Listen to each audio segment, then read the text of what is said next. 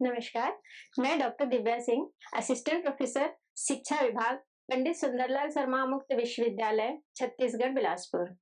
आज का मेरा विषय है अध्यापक शिक्षा, एमए एजुकेशन, और टॉपिक है शिक्षक शिक्षा का अर्थ, प्रकृति एवं संकल्पना। तो हम अपने टॉपिक को आगे बढ़ाने से पहले यह देखेंगे कि शिक्षक क्या होते हैं। शिक्षक वे होते हैं जो अपने ज्ञान की ज्योति से हमें प्रकाशित करते हैं और हमारा मार्गदर्शन करते हैं। यह किसी भी वर्ग आयु के हो सकते हैं। इनका हमारे जीवन को सफल बनाने में बहुत महत्वपूर्ण योगदान होता है।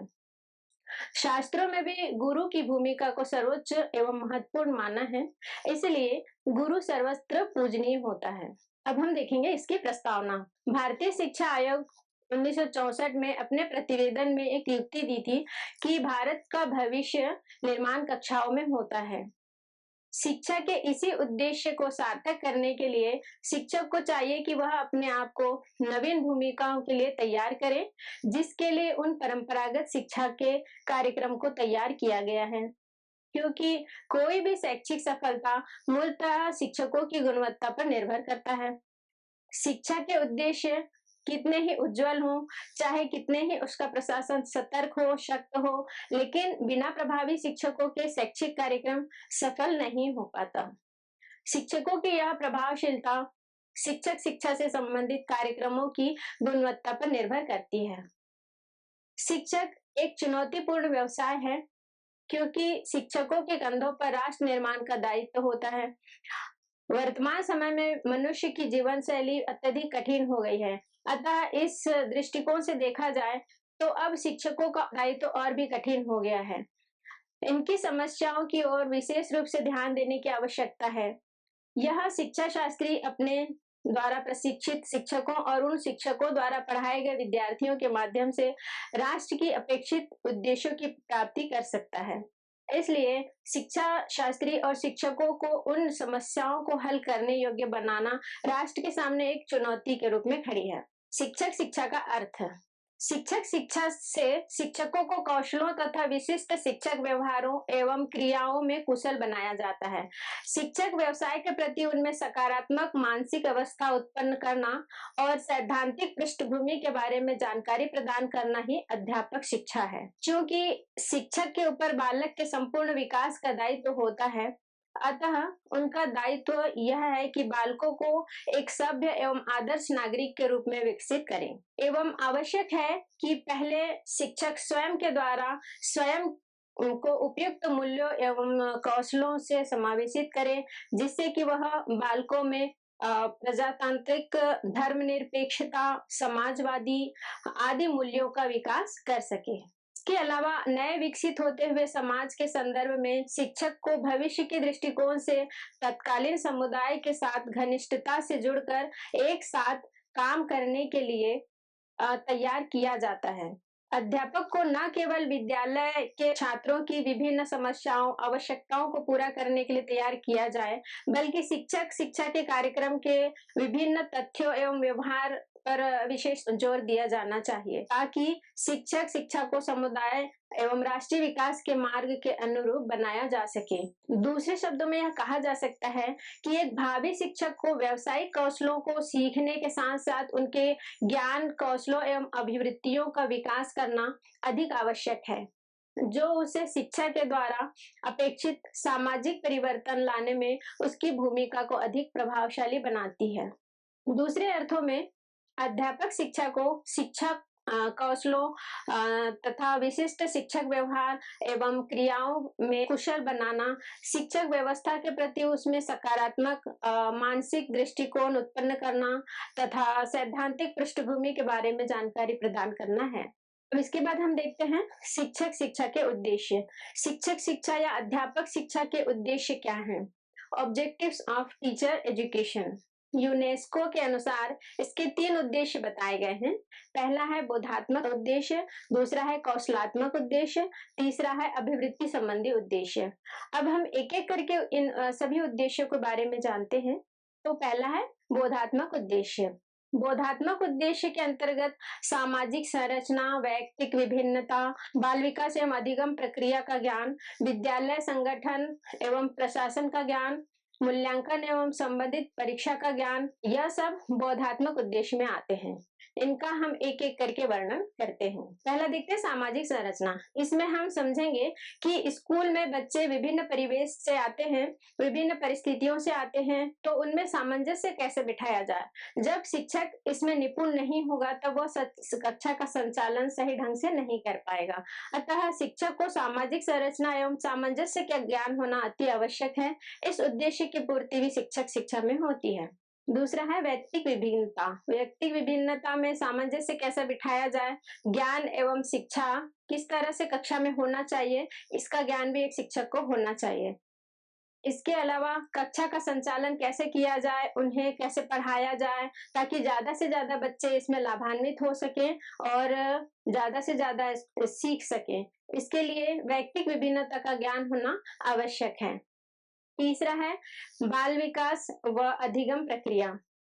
बाल विकास व अधिगम प्रक्रिया का ज्ञान होना भी आवश्यक है, क्योंकि बालक के बौद्धिक विकास का अधिगम कैसे होता है, किस तरह से कक्षा का संचालन किया जाना चाहिए, इसका भी ज्ञान होना एक प्रभावी कक्षा संचालन के लिए आवश्यक है। चौथा है संगठन और प्रशासन का ज्ञान। जब तक शिक्षक को संगठन एवं प्रबंधन का ज्ञान नहीं होगा, तब तक शिक्षक को सही ढंग से संचालित कक्षा को नहीं कर पाएगा।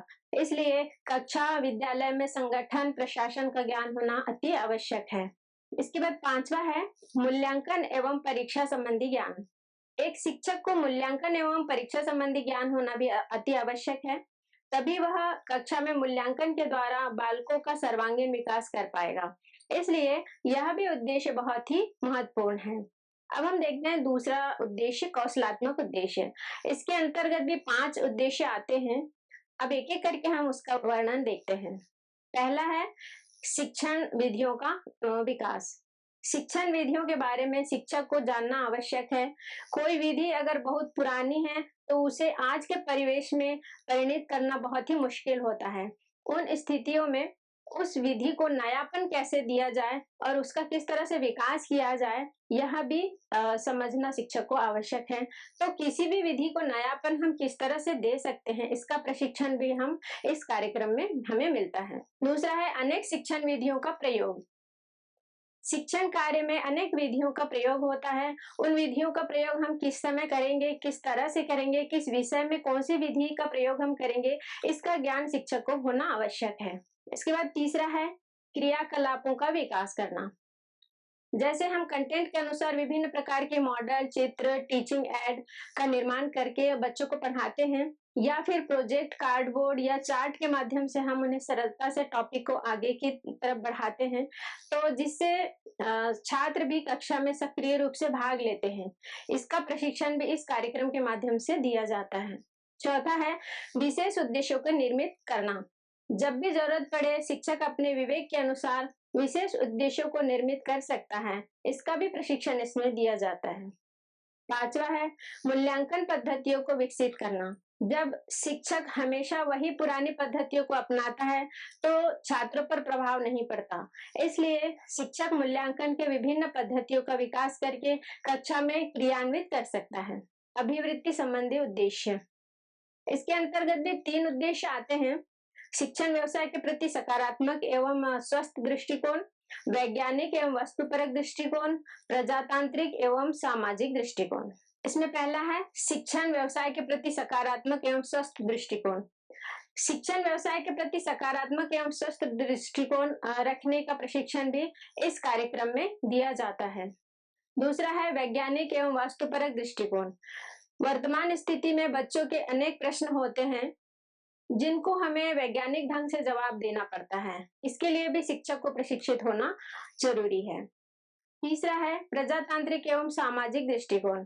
शिक्षक को चाहिए कि वह अपनी कक्षा में प्रजातांत्रिक माहौल रखे, जिससे सभी बच्चों का विकास हो सके, बौद्धिक विकास, मानसिक विकास, सभी तरह का उनका विकास हो सके।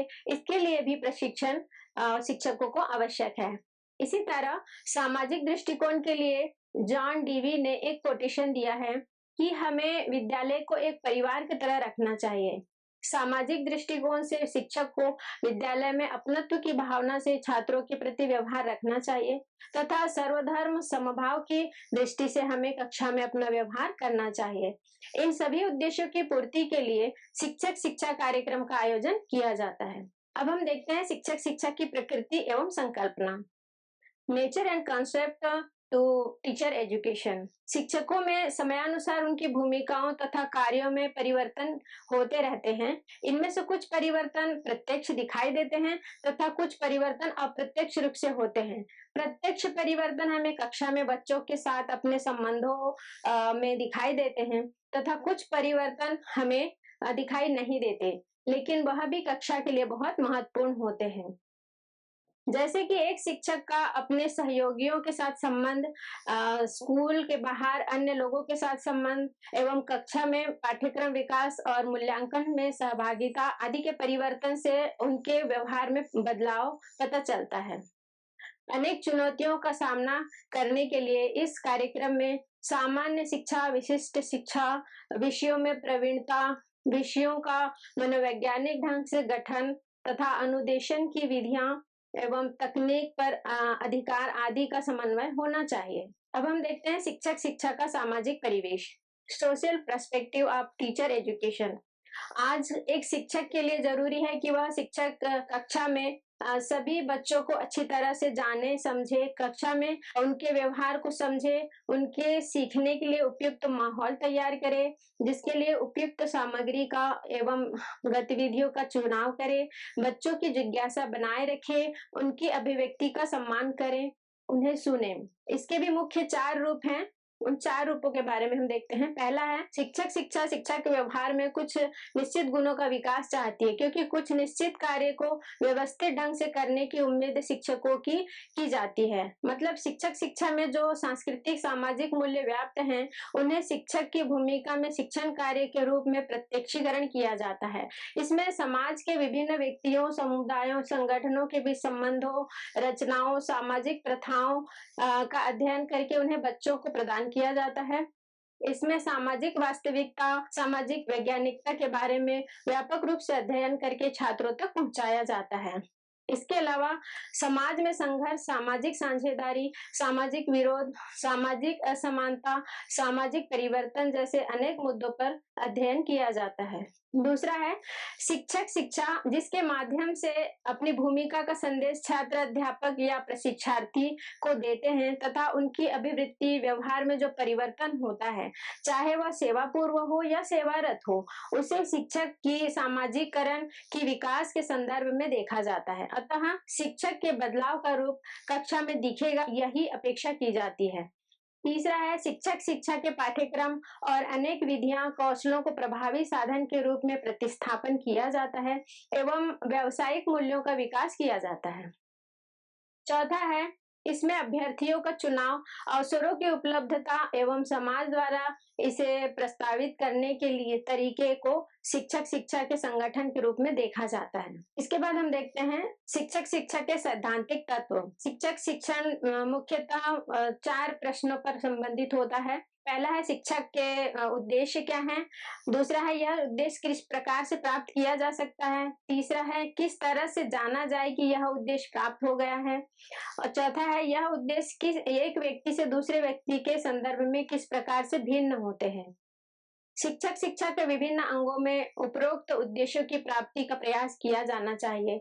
इसके लिए इस कार्यक्रम को समन्वित एवं अंतर विषयक पाठ्यक्रम विकसित करना चाहिए, जो कि दैनिक जीवन के अनुभव से संबंधित हो। सभी स्तर के विद्यालयीन शिक्षकों के लिए विशिष्ट विषय, प्रवीणता शिक्षक, मनोवैज्ञानिक सिद्धांत एवं व्यवहारिक पक्ष को शिक्षा के अंतर्गत रखा जा सकता है।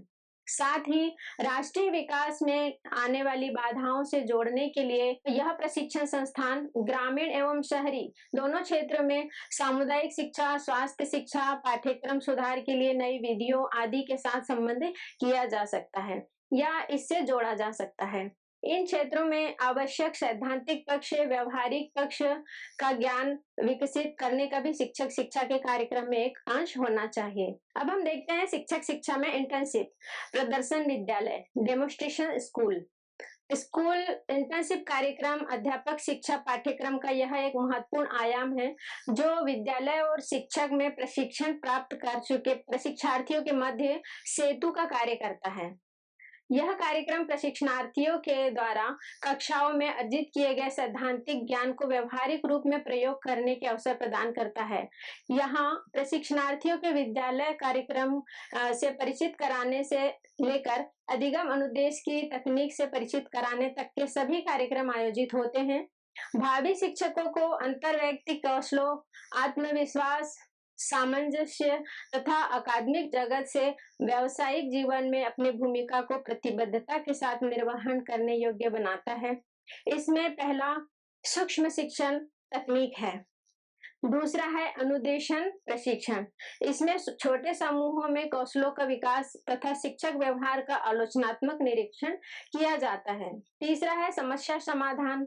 इसके लिए कृत्रिम परिस्थितियां तैयार करना तथा कक्षा में सहभागिता पर आधारित कार्य करवाना। इसमें दूसरे अध्यापकों की कक्षा का निरीक्षण प्रशिक्षार्थी को शिक्षक की भूमिका तथा पाठ्यक्रम के संबंध में जानकारी हेतु सहायता पहुंचाती है। आज की क्लास में हमने पढ़ा कि शिक्षक शिक्षा का अर्थ क्या है, इसके उद्देश्य, शिक्षक शिक्षा का सामाजिक परिवेक्ष्य, शिक्षक शिक्षा के रूप में शिक्षक शिक्षा की प्रकृति एवं संकल्पना, इसके सैद्धांतिक तत्व, शिक्षक शिक्षा में इंटर्नशिप या प्रदर्शन विद्यालय की भूमिका, ये सब हमने आज की क्लास में पढ़ा। अब अगली क्लास में हम अगला यूनिट पढ़ेंगे। धन्यवाद।